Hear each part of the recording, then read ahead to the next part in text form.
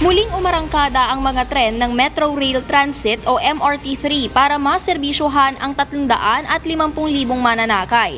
Pero kasabay ng muling pag-arangkada ng mga bagon ay ang mahabang pila ng mga mananakay sa MRT North Avenue Station kaninang rush hour. Sana wala nang ganitong pila kasi isang linggo nga silang nag-ayos kaso parang ganun pa din, may bulto pa rin ng pila. Ang commuter na si Audrey napilitan na lang sumakay ng point-to-point bus. Habang kasi ng pila eh. Pero ina-expect ka na talaga na mapapila ngayon kasi syempre pasukan kasi ngayon.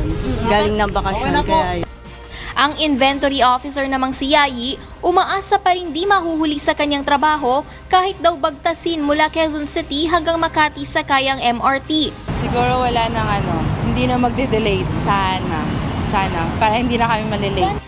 Iba naman ang sitwasyon sa kabilang dulo ng MRT o sa Taft Avenue Station kung saan nakapasok agad ang mga mananakay at kahit rush hour ay di gaanong mahaba ang pila. Sa isang linggong maintenance shutdown, ilan sa ginawang pagkukumpuni sa tren ay ang pagpapalit ng switch, structural testing, rail grinding o paghahasa ng riles at typographic survey para sa istruktura ng MRT. Ayon sa pamunuan ng MRT, magiging malamig na ang mga bagon dahil sa mga bagong aircon. Mas mabilis na rin ang pagdating ng mga tren at mas kaunting vibration ng mga riles na ang dapat asahan ng mga commuter. Yung expectation na walang pila, mahirap po natin yung pangawakan kasi depende po yan sa bugso ng dami ng pasahero. Ang miniminize po natin yung pag-aantay.